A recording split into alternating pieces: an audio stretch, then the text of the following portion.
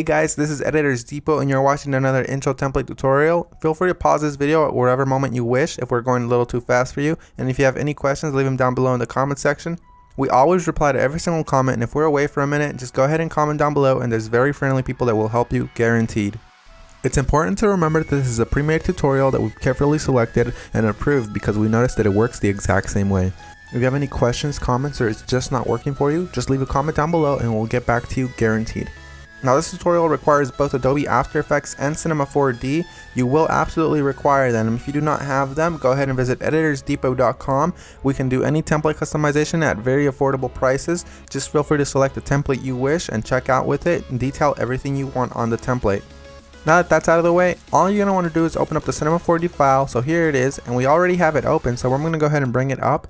And as you can tell, everything is ready to go. All you have to do is replace the text, render, and you're done. Except one little thing, there's sometimes problems that come up with the templates, and I'm going to go ahead and cover them here. Sometimes the audio will be included, and you don't have to worry a bit about that. As you can tell on this template, the audio is included. It's not a problem at all.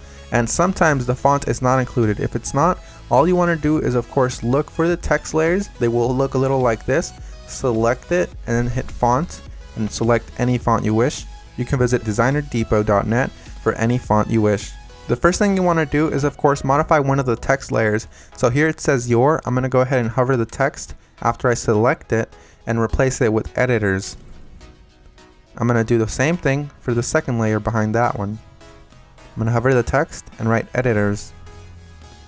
Now that that's done, I'm going to go ahead and render preview. And as you can see, it says editors, everything is 100% fine. You do the exact same thing for the bottom layers. I selected both at the same time. I'm going to replace it with Depot.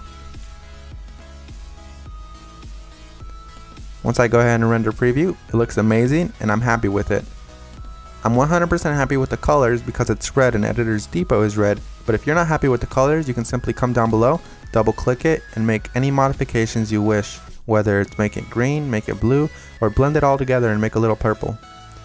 I'm going to go ahead and keep it this way, and I'm going to go ahead and go to my render settings now. Once you're in the render settings, you're going to want to make sure that your width and height is set to 1920 x 1080 if you have a very good computer or decent computer and you have time. If you have a slow computer and you probably don't have that much time, you make sure you set it 1280 by 720. You want to make sure you tick all frames, and then you go to save. You make sure it's as a PNG sequence for a faster render that does not reduce quality at all. And you want to make sure you select file here. Make sure you make a folder for this one render sequence that's alone and empty. Mine is template render, and I'm going to name my every single sequence render. You close that and you begin the render. While it finishes rendering, I'm going to go ahead and open up my Adobe After Effects file and go ahead and get started with that for you guys. As you can see, that says that there's two files missing, so I'm going to go ahead and find them for my computer. So I'm going to wait for it to load, and as you can see, it says here that the audio is missing. I'm going to go ahead and double click the file, and I'm going to find it for the computer. It should be included in the template, and then if it's not included, we're sorry and we're going to do our best to try to help you, but if it's not, you can go ahead and include any audio you want. As you can see here, it's not included, so I'm going to go ahead and just drag in one of my copyright-free files that I have in my library. You can use the one that we're using for this tutorial. Another really quick tip you can actually follow is just close this, right click the file, and go to rename. You can actually copy the entire name if it still has the original name of the song. Then you go back to YouTube, you paste that there, and you download the file from there. You want to make sure it's copyright free and you're not breaking any laws though.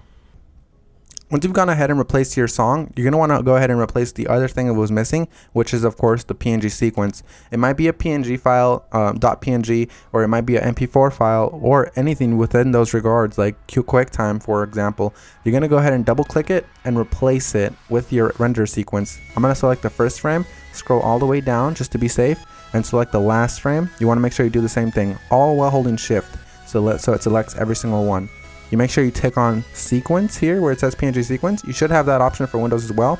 You hit open and it will import every single one and it'll make it look like a video. That makes your render much faster and it looks the exact same. So we're 100% done. Assuming you have every single one of the plugins required, you're 100% done, and if you don't, you're going to have a black screen similar to this. But if you do have a black screen similar to this, you're going to just want to make sure you troubleshoot it by turning off or turning back on whatever adjustment layers might be messing up your entire video. As you can see here, all of the adjustment layers, one of them within these messed up the entire render, so I'm going to go ahead and turn them on one by one. That one's fine, that one's fine. This one's the problem here. So you make sure you turn them back on, and you're done. So I had one layer that messed everything up, and that's because I do not have the correct plugin. You want to make sure you fix that, and you want to make sure you don't run into that problem again. And finish the composition by adding it to the media encoder queue. That pretty much summarizes our video, guys. I hope you all enjoyed it, and if you did, remember, drop a thumbs up if you liked it. Drop a thumbs up if you are a fan of us and you like what we're doing.